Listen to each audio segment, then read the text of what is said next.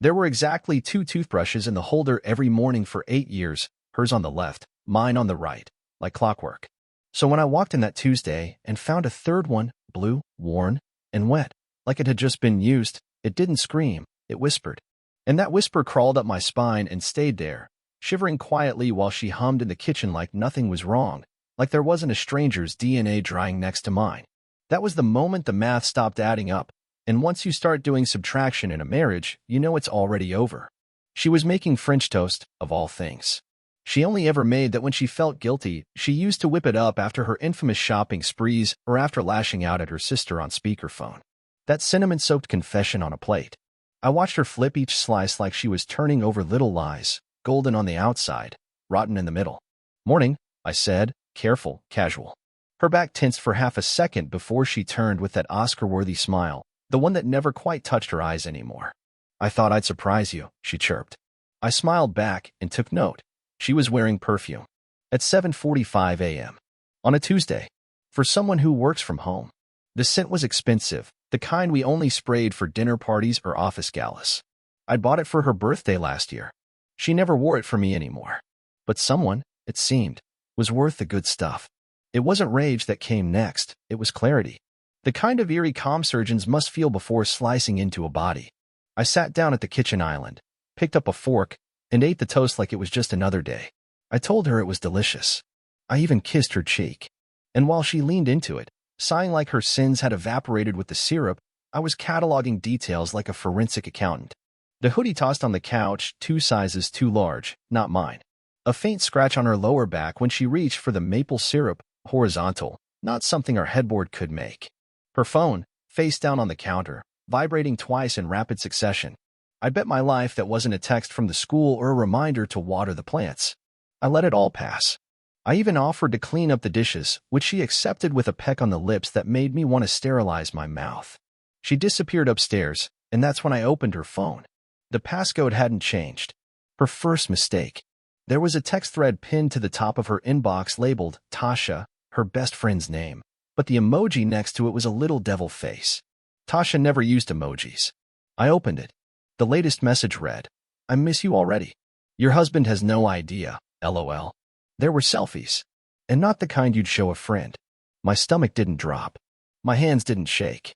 Instead, my mind started building blueprints. I locked the phone and slid it back exactly where it had been, screen down. I did the dishes. I folded laundry. I kissed my kids goodbye as she drove them to school in my SUV. By 9 a.m., I was in my office, making calls. Not to lawyers. No, lawyers are too noisy. I called a former colleague of mine, an estate planner I'd helped once in a brutal merger. I told him I wanted to create a trust fund for my kids. I wanted it locked down. I wanted my wife to have no access unless I explicitly authorized it. And I wanted her to sign off on it, legally and irrevocably, just in case anything ever happened to me. We both laughed at that. Then I hung up and opened a blank Excel sheet. Over the next few days, I became the perfect husband. Flowers. Breakfast in bed. Random foot massages. I praised her outfits, asked about her day, complimented her on her new self-care glow. She melted. Of course she did. The guilt, mixed with my sudden adoration, confused her into compliance. When I told her I was setting up a long-term trust for the kids, to protect our legacy, she clapped her hands like a child. "You're such a good dad," she said, kissing me. I smiled. "I just need your signature on a few things." Formalities. She didn't even read the documents. Just flipped to the dotted lines and signed with a flourish, sipping her wine like she'd just secured the future.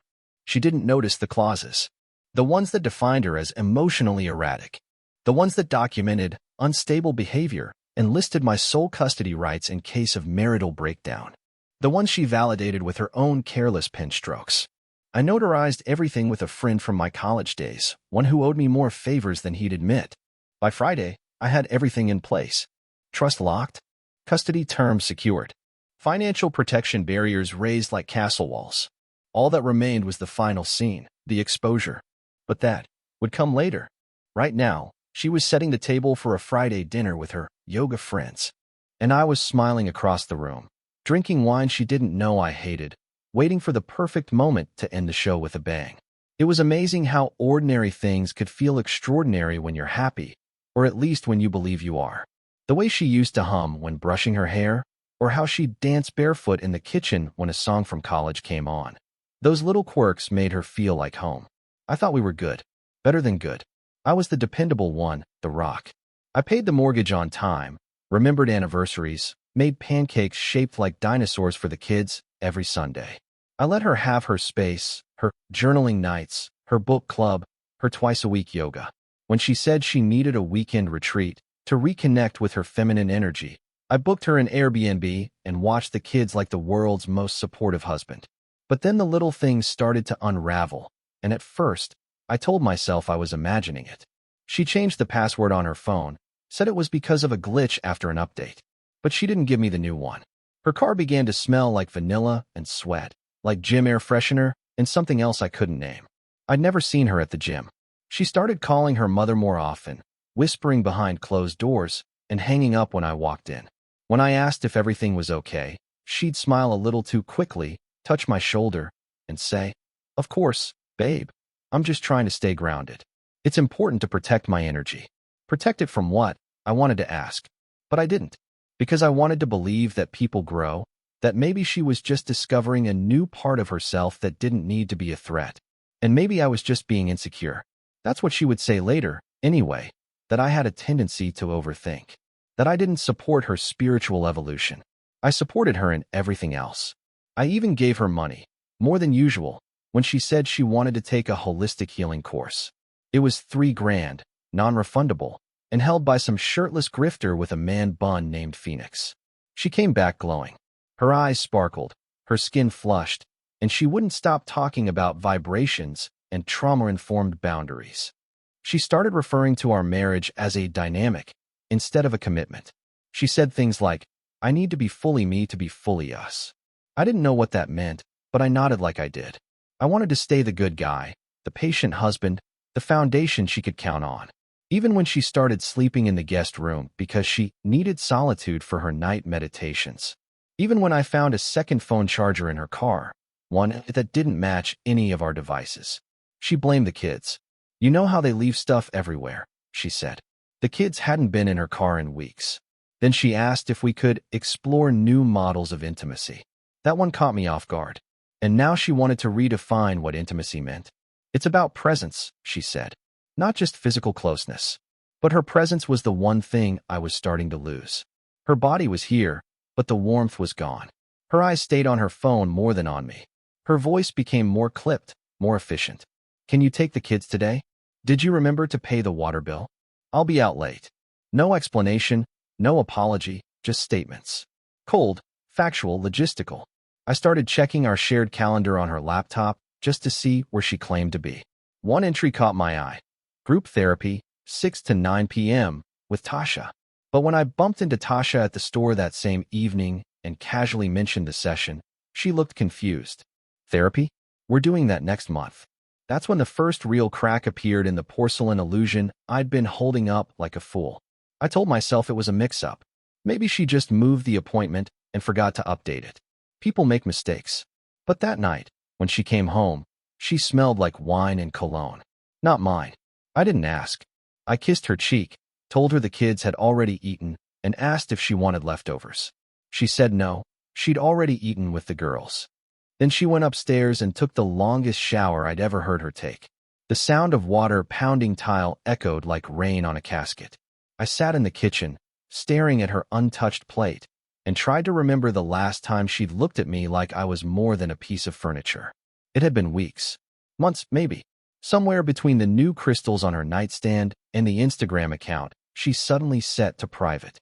Somewhere in all that growth and healing and empowerment, she'd stopped needing me. And maybe she'd stopped loving me, too. But I wasn't ready to stop believing, not yet. I still wore my ring. I still checked the porch for her packages. I still smiled when the kids talked about mommy's magic rocks. But the smile was getting harder to fake. And the cracks in our perfect life were widening into fractures deep enough to swallow us whole. It happened on a Thursday, the kind of unremarkable day where betrayal thrives best, hiding in plain sight. I was upstairs folding laundry, matching socks with surgical precision, when I heard her laughter drift in from the driveway. Light, flirtatious, too light for a work call, too flirtatious for a friend. I moved to the window, just slightly, not enough to be seen. She was leaning against her car, phone pressed to her cheek, smiling with a softness I hadn't seen in months. She touched her neck absently, like she used to when we first dated, when every word I spoke made her blush. Whoever was on the other end of that call wasn't just entertaining, he was disarming her. I couldn't hear the words, but I didn't need to. Her body said everything. Her head tilted, her free hand twirling a lock of hair, her laugh drawn out like honey. And then she said something that didn't just knock the wind out of me. It sliced it out. "You're so bad." Stop. No, stop. I'll start blushing again. That voice. That tone. I knew it too well. I'd heard it whispered to me in the dark for years, in hotel rooms, in grocery store aisles, in stolen moments between parenting duties and mortgage payments. That tone wasn't for just anyone. It was for someone she was already gone for. She hung up quickly when she saw me through the window. Her smile froze, turned brittle. She waved with a sheepish shrug, like she'd just been talking to a coworker who told an inappropriate joke. I waved back, slow and casual, and returned to folding socks. But something had shifted. Not in her. She was already long gone. It shifted in me.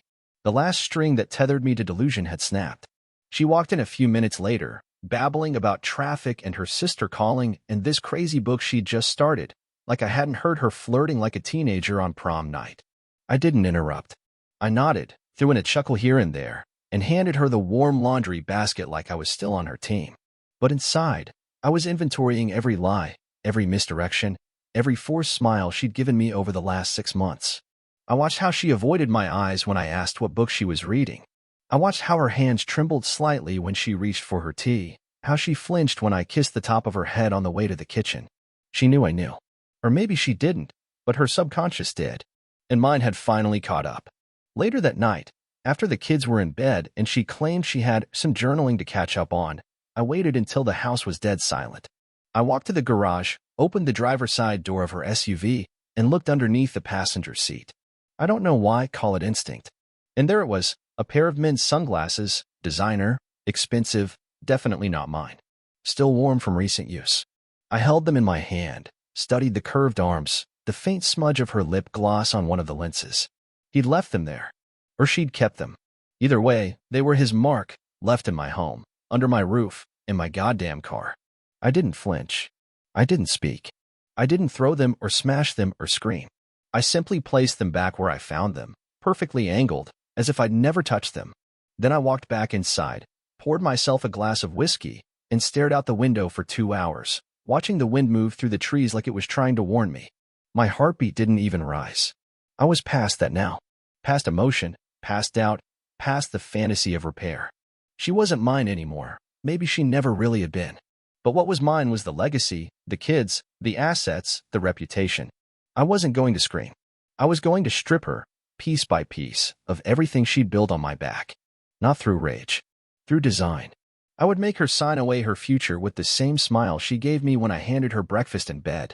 I would take my time. Because in that moment, in that stillness, I realized something chillingly liberating. I didn't want her back. I wanted her ruined. Quietly. Legally. Permanently. And she would never even see it coming. She thought I was still asleep when she left the house at 6:12 a.m. on Saturday, but I'd been awake since 5:45, lying still, eyes half closed, listening to every creak in the floorboards like it was Morse code. She tiptoed like a teenager sneaking out, careful not to wake the kids, still wearing the same yoga pants and hoodie she always did for sunrise meditation. I waited until I heard the garage door close, counted to 60, then slipped out of bed and moved to the window. Her car didn't turn left, the direction of the yoga studio, it turned right, towards the old part of town. I didn't follow her. I didn't need to. I had other ways. I opened my laptop and logged into the family's shared phone plan dashboard. She'd forgotten long ago that I was the account holder. Location services, still on. She turned off Find My iPhone, thinking that was enough. It wasn't. Her phone pinged near a condo complex on Riverside, far from incense and morning mantras. I saved the address. Then I brewed coffee. No rage, no pacing, just strategy. I opened our bank's online portal and pulled our transaction history for the last 3 months, exporting the raw data into a spreadsheet. I started categorizing her purchases, mine, the kids, the auto drafts. After an hour, a pattern formed. Every Friday between 11 a.m. and 1 p.m., there was a charge from the same bistro downtown, $78.25, $82.40, $91.10. The lunch prices didn't fit her solo meal narrative. She told me she worked through lunch. I flagged them. Then came Uber receipts not matching any of her claimed schedules. Then there was a Venmo payment labeled Kissmark, last-minute fix, hugs and kisses, to a name I didn't recognize. I clicked the username. The profile picture was of a young woman, maybe 22, in club attire, holding a cocktail. A makeup artist. I checked the date, aligned perfectly with the night she said she had a book club girls' night. She hadn't gone to book club looking like a mom. She'd gone looking like prey. I made a call to the restaurant using a voice mask app, said I was confirming a surprise anniversary lunch, and wanted to make sure the table she always reserved was still available. The hostess said, "Oh yes, Miss Taylor books table 12 every Friday, usually for 2 guests." I thanked her and hung up. I didn't confront her. I waited. I started asking benign questions, setting traps disguised as small talk. "Hey, what was that place you had lunch at last Friday? I want to take my boss there." She blinked too fast. "Oh, I didn't eat out. I just grabbed something from home." Lie. I smiled.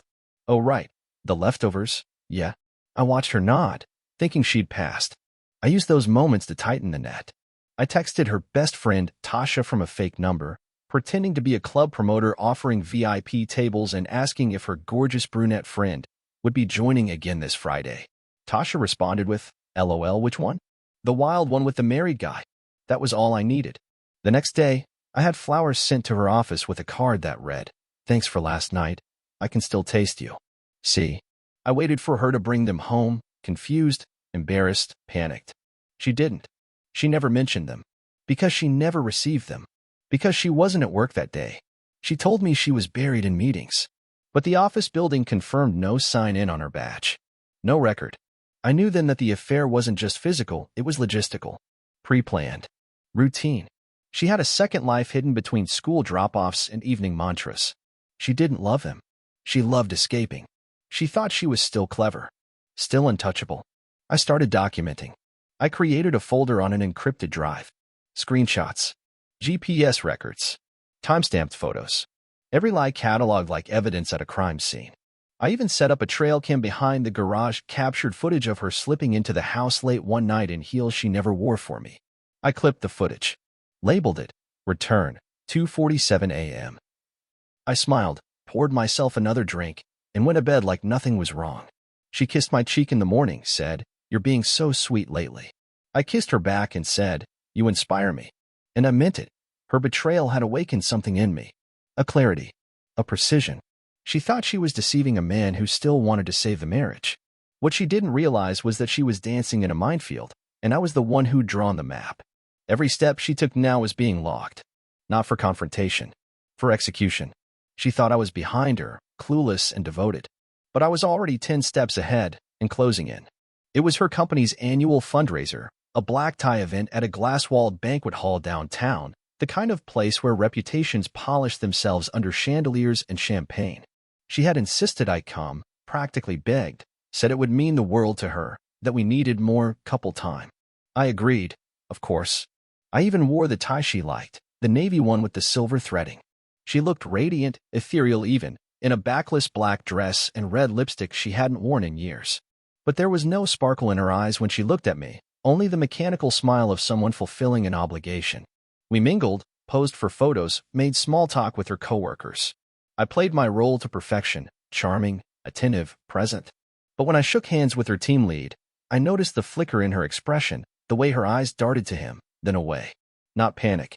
Familiarity. I logged the name. Craig. I sipped my drink.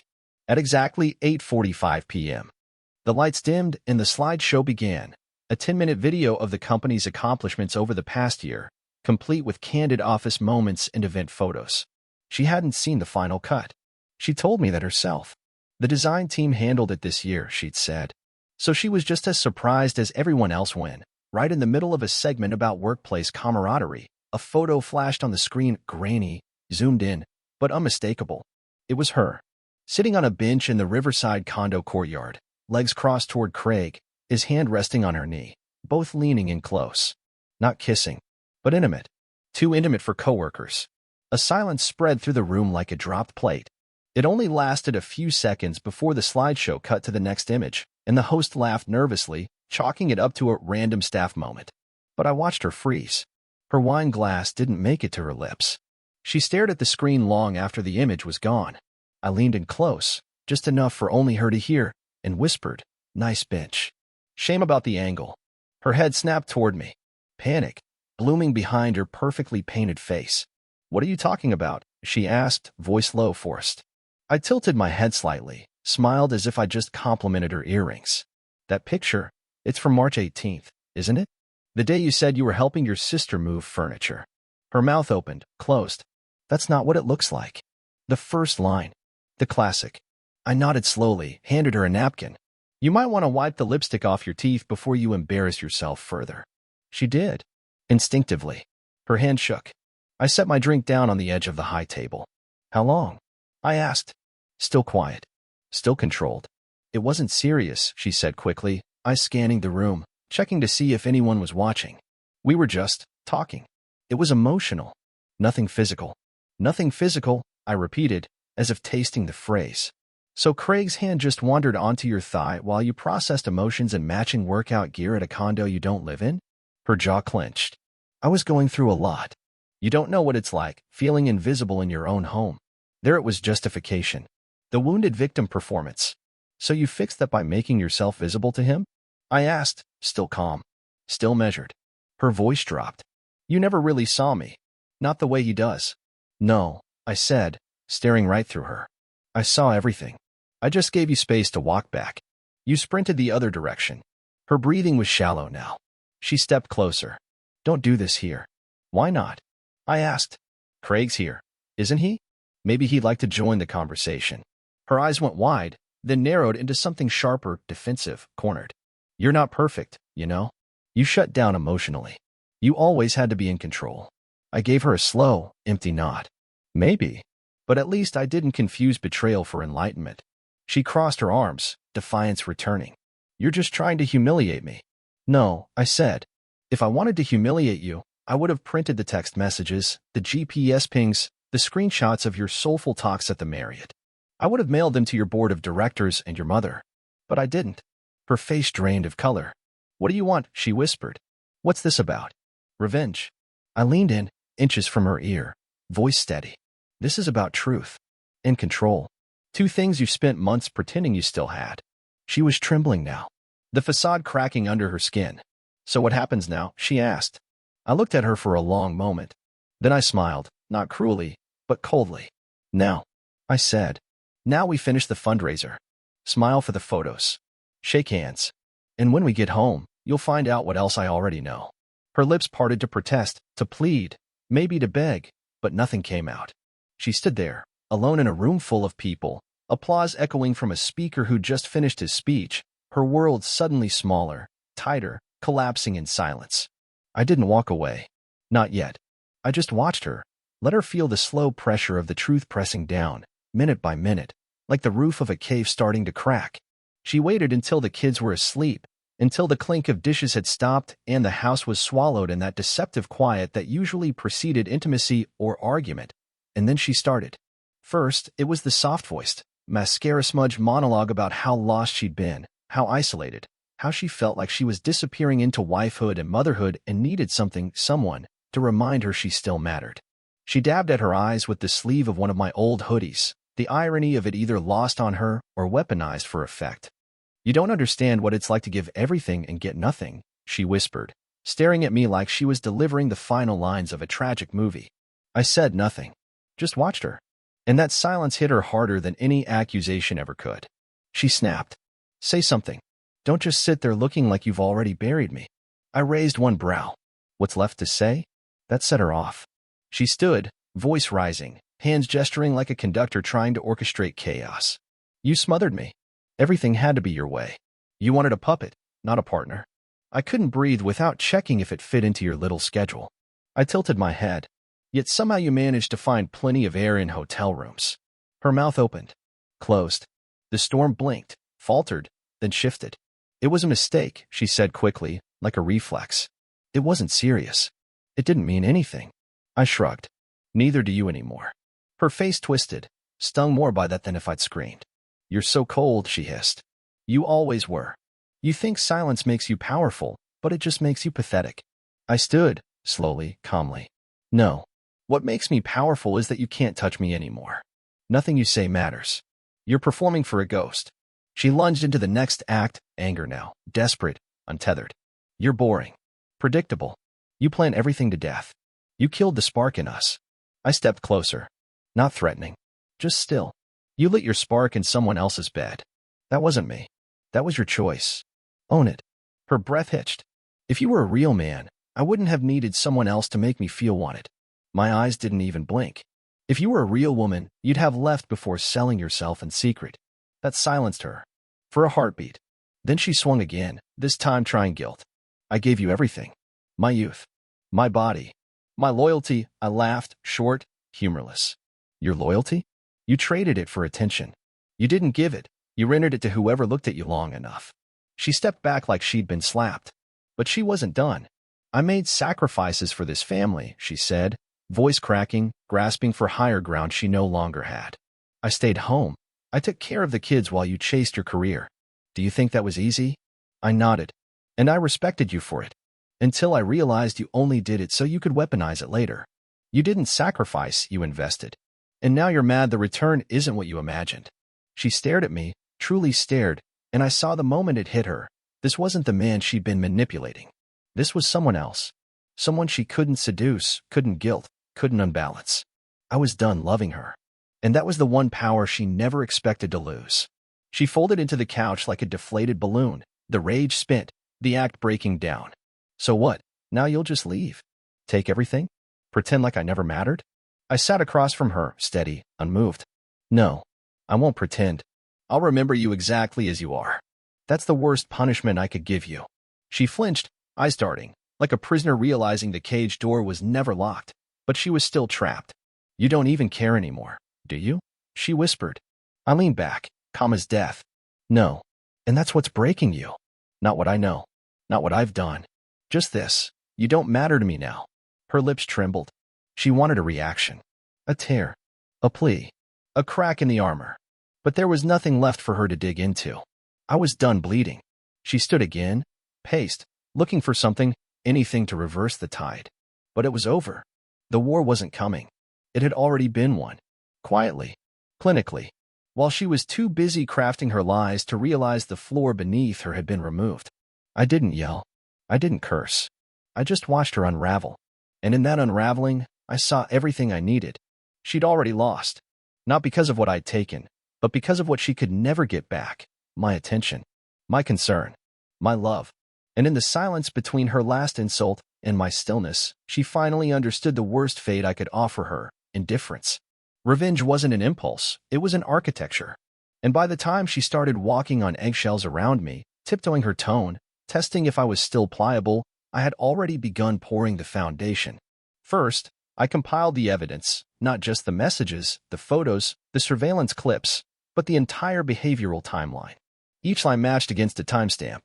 Every false alibi backed by contradicting proof. I built a dossier, methodically labeled and digitally encrypted. I stored it in 3 places, an offline USB, a cloud vault she didn't know existed, and a hidden folder behind the firewall of my work terminal. Then I met with a divorce attorney, not one of those billboard sharks, but a former Navy JAG officer turned litigator. Quiet. Efficient. Ruthless. I handed him the documentation, explained what I wanted. Full custody, asset division in my favor, and a legal chokehold tight enough that she wouldn't see daylight without my permission. He nodded once and went to work. Next came the accounts. I opened new ones in my name only, at a different bank. Transferred my direct deposit. Canceled the joint credit card, and replaced it with one she didn't have access to. I left just enough in the joint account to appear normal, enough for groceries and gas, but nothing to run with. I contacted the mortgage lender and initiated a quitclaim deed transfer. She had signed over the house weeks ago during my estate planning setup, not realizing she'd removed her own legal claim to the property. I switched utilities, cell phone billing, car insurance. Everything that had been ours was now mine, under my control. The SUV she drove, leased under my business. She hadn't noticed the clause that allowed me to reclaim it without notice. One email later, A towing service retrieved it from the yoga studio parking lot. I didn't even tell her. Let her walk barefoot across her illusions. I called her employer, not to ruin her, but to prepare the field. I emailed the HR director using a neutral tone, attaching a document with her time-stamped absences, GPS logs, and photos of her using company hours to conduct personal meetings. I never asked for them to take action. I just stated I was pursuing custody and wanted a professional affidavit confirming her work attendance. That was enough. They connected the dots. The company issued a formal internal inquiry the following week. She came home that night pale and furious, saying nothing as she stormed upstairs. She still hadn't realized how deep I'd cut. I sent out a series of emails to her parents, her sister, her two closest friends. Each message was surgical, emotionless, with attached proof. I didn't insult her. I didn't editorialize. I simply said, I thought you deserved to see what I've been living through. This is what she's been doing while telling you we were working on things. Her phone blew up. She cried in the bathroom for 2 hours that night. I didn't knock, didn't ask, just read a book, sipped my whiskey, and waited for silence. I filed the divorce on a Monday. Quietly. The petition was delivered to her at work in a discreet envelope labeled Personal Legal Notice. She called me during her lunch break, voice cracking, asking if we could talk. I told her we'd talk through lawyers now. She went to her parents' house that evening, only to find they already knew. Her mother wouldn't even let her in the door. Fix it, she shouted. And don't come back until you've told the truth. Her sister blocked her on every platform. The friends didn't reply to her messages. One even posted a cryptic status. Don't bite the hand that built your house. By the end of the week, she was locked out of the home Wi-Fi, her login credentials to our shared photo cloud revoked, her gym membership canceled. She used my card for that too. The kid stayed with me. She tried to argue for joint custody, but the logs, the proof, the evidence of her absence and deceit painted a picture too damning. My lawyer played it like a symphony. She got visitation, supervised, initially. I never denied her access to her children. I just ensured they were never used as leverage again. She begged, sobbed, threatened to go to the press. I reminded her that the NDAs in the divorce were already signed. She called me a sociopath. I thanked her for finally recognizing the kind of man she'd underestimated. Every time she thought she could pivot, I'd already cut the next path. She tried to move into a friend's spare room, only to find that friend had already read my email. She applied for a loan, denied, because her employment status was now under investigation. She wanted to negotiate, to split what little she thought she had left. I gave her a single sentence. There is nothing to split. You already signed it all away. And that was true. She had. In a haze of self-importance and blind trust, she'd signed her future over one estate document at a time. Now I owned everything she once touched. The house, the car, the narrative. And she had no idea that every step, every signature, every smile I returned in those last few months had been part of the plan. Not revenge through rage, but through removal. I removed the lies, the mask, the future she thought she'd manipulated into being. She wasn't punished. She was erased. Quietly. Completely. Like she never existed. It was the charity gala. Her idea. Always her stage. The one night a year she could put on her armor of sequins and social polish and pretend she was some kind of queen. She spent hours getting ready. Hair curled to precision. Smile sharpened to cut through a room. Heels clicking like confidence across the hardwood floor. She asked if I'd escort her, as if we were still the power couple she once bragged about at brunch. I said yes, offered my arm, adjusted my cufflinks. She didn't know I'd already sent the email. She didn't know who I sent it to. But as we walked into that ballroom, her world was already unraveling at the seams. I felt her grip tighten slightly when heads began to turn, not with admiration, but with recognition. The whispers started in pockets, small and subtle, the way gas leaks whisper before the explosion. She didn't see the looks yet. Not fully. She was too busy smiling, greeting colleagues, shaking hands with people who suddenly didn't return the gesture with the same warmth. Her father, once proud and boisterous, gave her a nod and turned away, placing a hand on my shoulder as he passed. Her sister barely acknowledged her before rushing to my side, wrapping me in a hug that lingered long enough to make a point. Her boss, a woman known for her ironclad decorum, gave a polite smile, then moved on to greet someone else without a word. That was the first crack. The second came when her best friend, The one she used to whisper secrets with on wine nights, pulled me aside and said, loud enough for anyone nearby to hear, "You didn't deserve any of this.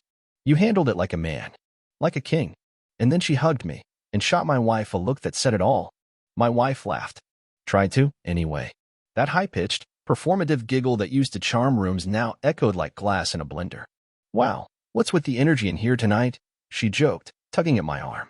But her eyes were darting now, calculating, desperate for control. I didn't respond. Just led her to her table. Table 7.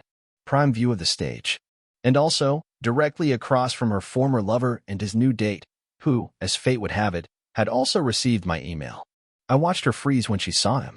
Watched her knees lock as he avoided her gaze, shifting uncomfortably in his chair, whispering something to the woman next to him who glanced over with eyes like knives. She sat down slowly, her mask cracking at the edges. And then the screen lit up, slideshow time, just like last year. But this time, I'd made a small addition. It came right after the sponsor thank yous and before the musical performance. A new slide. A collage of memorable moments from the year. Her included. Her on the condo bench. Her exiting a hotel room. Her at lunch, laughing, leaning forward to touch a man's hand. The room fell silent. Then came the final image, her signature, scrawled across a document titled Spousal Release of Property and Custody Rights. Just the top half. No personal information, but enough for every lawyer in the room to understand exactly what she'd signed. She stood up. Not in fury, no, that would have taken strength. She stood like someone realizing the ground beneath her had turned to ice. "Who did this?" she hissed, her voice cracking, eyes wide, scanning faces. But no one answered. The room watched her. Some with pity, most with judgment. I stayed seated, sipping water, legs crossed, unmoved. She turned to me, whispering through clenched teeth, "You bastard." I didn't flinch. Just met her eyes and said, "It's not defamation if it's true." She staggered back like she'd been punched. Tried to laugh again. Tried to act above it. "You think this ruins me? You think you've won?" Her voice wavered, cracked, trembled. Her hand shook as she reached for her clutch, nearly dropping it. "This is harassment," she snapped at no one in particular, but everyone heard. No one cared. Her lover stood and walked out. Didn't look back. His date followed, smirking. Her sister sat down next to me, offered me a drink from her glass, and said, "About time." Her mother left the event entirely. And my wife, my ex-wife in all but name, stood alone in the center of that room, surrounded by everything she'd once owned, influence, beauty, power. And now it was gone. Not because I shouted. Not because I destroyed her reputation with lies. But because I gave the truth a microphone and let it speak. She looked at me one last time, eyes hollow, lips twitching like they still wanted to form some final manipulation. But there was nothing left to manipulate. No love to twist. No lies to cover. Just me, sitting there, calm, centered, whole, watching her fall in real time, the way only a man who's already let go can. I didn't leave. I stayed. Let her feel it. Let her drown in the shame she poured herself into like perfume. And that was the moment she finally broke. It was supposed to be a quiet Sunday brunch at her parents' house, a final attempt to talk things through before the legal proceedings turned everything into cold paperwork and signatures. But I knew it wouldn't be quiet. Not with everything bubbling under the surface, not after the gala, not with her lies dragged into the light. Her mother greeted me politely but didn't smile, her eyes heavy with disappointment, not at me, but at the daughter she'd defended for years. Her father barely spoke at all, just sipped his coffee, glaring at the wall. My sister came with me, uninvited but welcome, knowing full well what was about to unfold. Her presence added fuel to a fire already set. And then she walked in, late, dramatic, eyes red but makeup flawless, like a showgirl halfway through the final act. She scanned the room like a predator wounded, still trying to find some corner where she could play the victim. "So what is this?" she said, setting her purse down hard. "A courtroom now? You want another audience?" My sister laughed under her breath. "You already had one, remember? Gala night. Standing ovation." Her jaw clenched. "You don't get to talk." I cut in, sharp. "Actually, she does. Everyone in this room gets to speak, because they were all dragged through the mud you rolled in." Her voice rose. "Dragged? I didn't cheat on all of you. I made one mistake." I stepped forward, heat in my chest, but my words precise. "One mistake? That's funny. Because I counted. You made at least 37 mistakes, one for every lie, every afternoon rendezvous, Every time you kissed our kids goodnight with another man's cologne still on your skin. There was a beat of silence, the kind that sucks the air out of a room. Her mother put her hand to her mouth. Her father stared at her like he'd never seen her before. "That's not true," she stammered, eyes darting, her voice cracking. "You're exaggerating." I cut her off, louder now. "Am I? Then why did your boss put you on leave? Why did your affair partner block your number and ghost you at the gala like you were some one-night mistake? Why did your own best friend forward me screenshots you sent her, bragging about how easy it was to fool me?" She looked stunned, staggered. They turned on me because of you. You manipulated everyone. You twisted the story to make me the monster." I laughed, bitterly. "No, you did that yourself. I just held up the mirror. You emotionally abused me," she shouted suddenly, her hands shaking. "You were cold, controlling. You made me feel small." My sister stood furious. "You were never small. You were selfish. And when you realized you couldn't manipulate him anymore, you tried to burn the whole house down and call it healing." She turned to my sister, wild now. "You always hated me. You were jealous." My sister just crossed her arms. I was right. That's when the door opened. Her friend Emily walked in, uninvited, clearly tense, phone in hand. "I didn't know if I should come," she said, glancing at me. "But I think he deserves to hear this." She looked directly at my wife. "Craig? The guy you threw your marriage away for? He's dating one of my coworkers now. He told her you were a mistake he regrets every day. Called you deadweight with lipstick." The room gasped. Her knees buckled slightly. "Get out," she whispered to Emily. "Get the hell out." "No," I said, stepping between them. "She stays. You don't get to choose who hears the truth anymore." Her rage exploded. "You're loving this, aren't you? You've always wanted to be the hero. You never loved me. You just loved controlling me." "No," I said, my voice like a hammer. "I loved you when you didn't deserve it. I stayed when I should have walked. I forgave things no one in this room even knows about. But you fell in love with the applause. And when you couldn't get it from me anymore, you went looking for it in someone else's bed." Her eyes filled with tears, but no one moved to comfort her. "I didn't mean to." "Yes, you did," I snapped. "Every kiss, every lie, every fake smile, you meant every damn one of them. You gambled with our family for ego. And you lost."